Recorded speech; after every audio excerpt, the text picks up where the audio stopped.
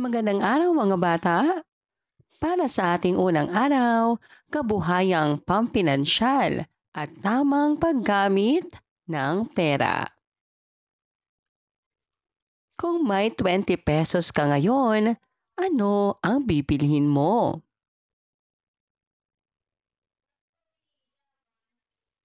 Bakit iyon ang pipiliin mo?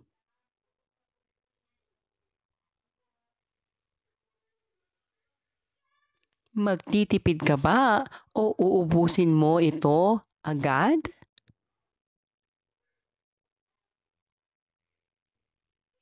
Ang pera ay mahalaga kaya dapat nating matutunan kung paano ito ginagamit ng tama. Ano ang kabuhayang pampinansyal?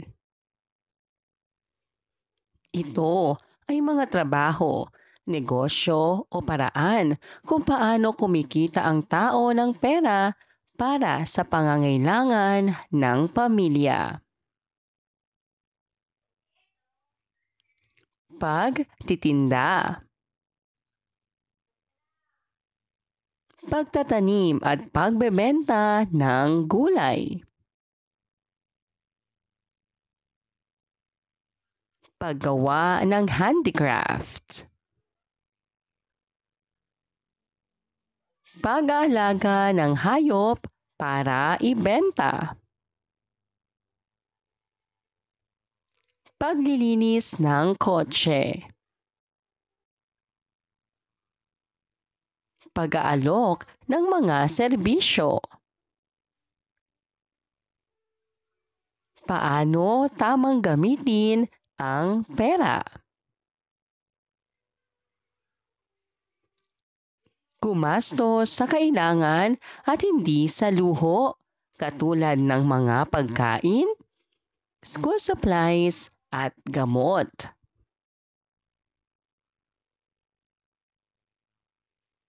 Mag-impok, magtira kahit kaunti upang magamit sa mga emergencies.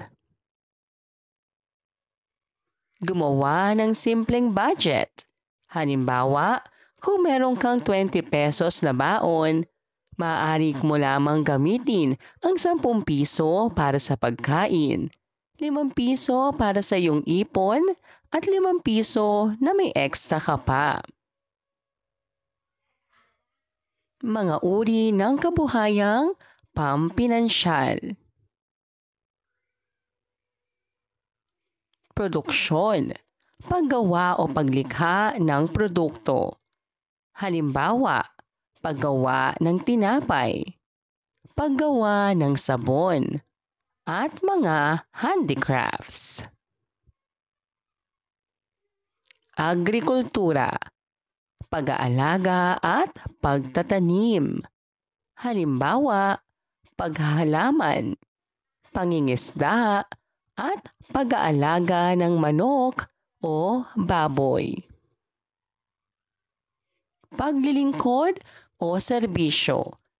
Nagbibigay ng serbisyo sa ibang tao, halimbawa, barbero, mananahi, naglilinis o naglalaba.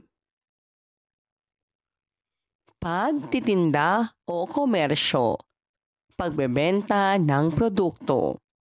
Halimbawa, sari-sari store, online selling, at fruit stand. Gawin natin. Piliin ang check kung ito ay kailangan at X kung ito ay isang luho lamang. Bumili ng pagkain para sa baon sa paaralan. Pagbili ng bagong laruan kahit marami ka pa sa bahay. Pagbili ng notebook at lapis para sa klase. Pagbili ng mamahaling keychain na hindi mo naman kailangan.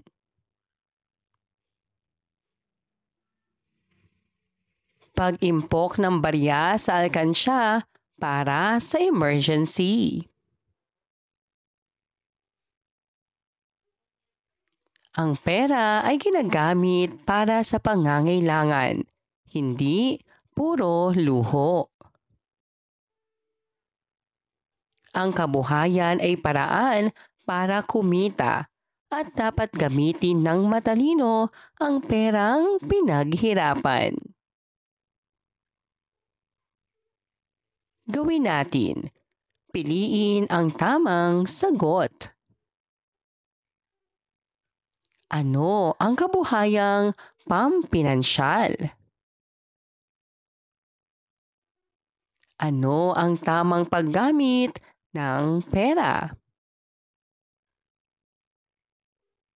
Ano ang halimbawa ng kabuhayang agrikultura?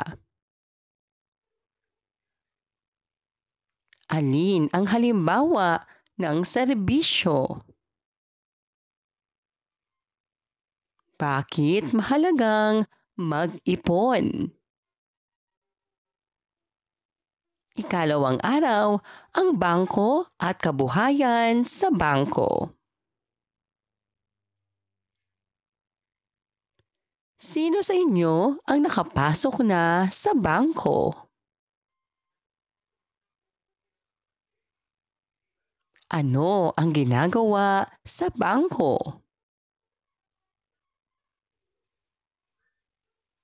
Ngayong araw, matututuhan natin ang kahulugan ng bangko at kung paano ito nakatutulong sa kabuhayan ng tao.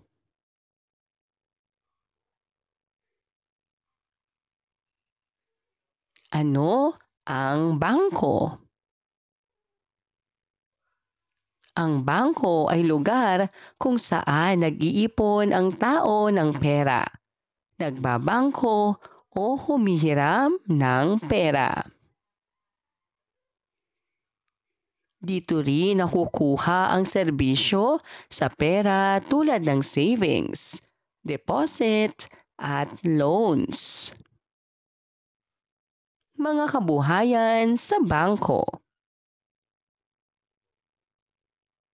Pag-iimpok o savings. Ang bangko ay tumutulong sa mga tao na mag-impok ng pera para sa pangangailangan. Halimbawa, pag-iipon para sa baon, school supplies o emergency. Pagbibigay ng pautang o loan. Ang bangko ay nagbibigay ng pautang sa mga tao o negosyo.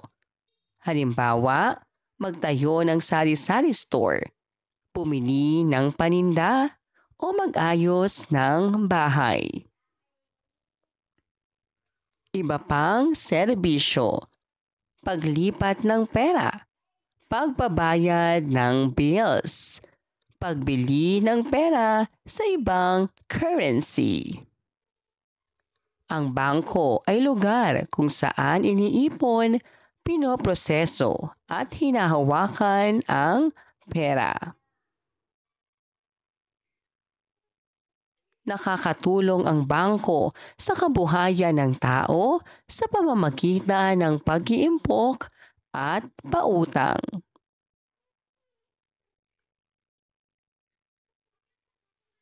Ang tamang paggamit ng bangko ay nakakatulong sa pagtamo ng pangangailangan at pag-unlad ng negosyo. Gawin natin. Isulat ang tama kung wasto ang pahayag at mali kung mali.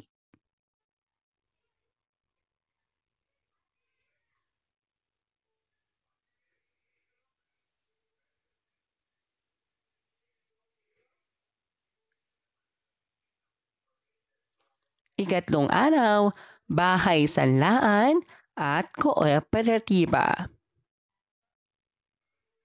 Sino sa inyo ang nakakita o nakarinig ng bahay sanlaan?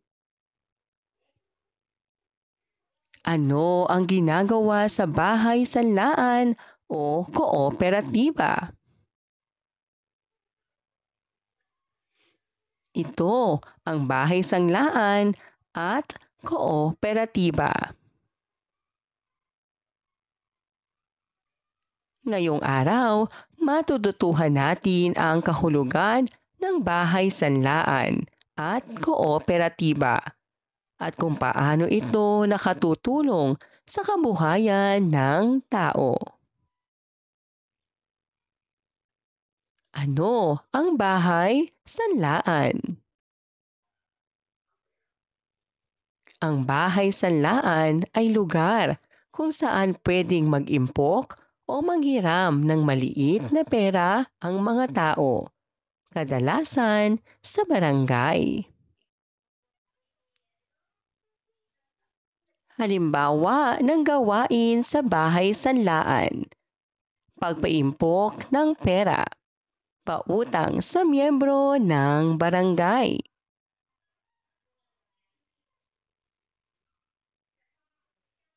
Ano ang kooperatiba?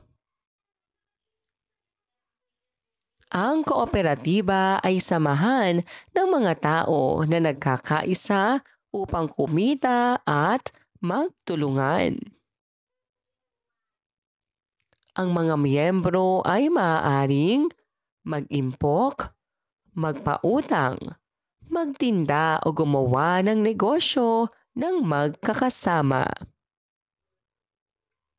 Halimbawa ng gawain sa kooperatiba, pagbebenta ng produkto ng magkakatrabaho, pagtulong sa miyembro sa negosyo, pautang sa miyembro.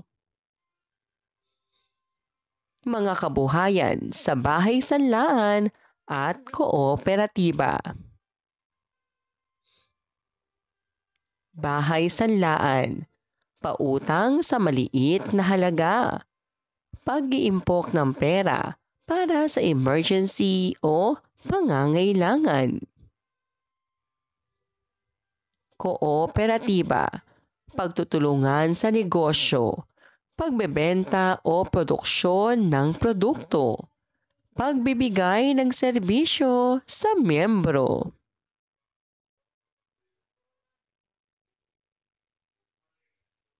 Gawin natin. Mula sa mga pahayag, sabihin kung ito ay bahay sanlaan o kooperatiba. Pag-iimpok ng pera sa barangay.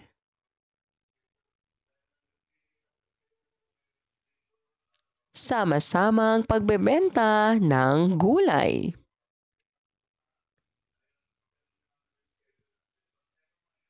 Pagbibigay ng maliit na pautang. Pagbibigay tulong sa negosyo ng miyembro.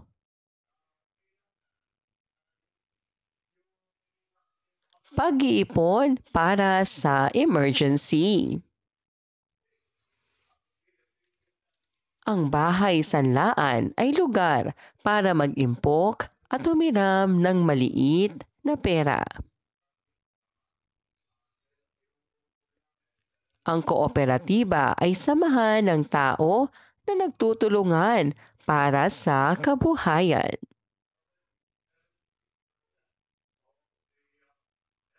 Gawin natin. Piliin ang letra ng tamang sagot. Ano ang bahay sanlaan? Ano ang kooperatiba? Alin ang halimbawa ng kabuhayan sa bahay sanlaan? Alin ang halimbawa ng kabuhayan sa kooperatiba? Bakit mahalaga ang bahay sanlaan at kooperatiba? Ika-4 na araw, alkansya at paggamit nito. Ano ang pwede nating gawin sa munting barya?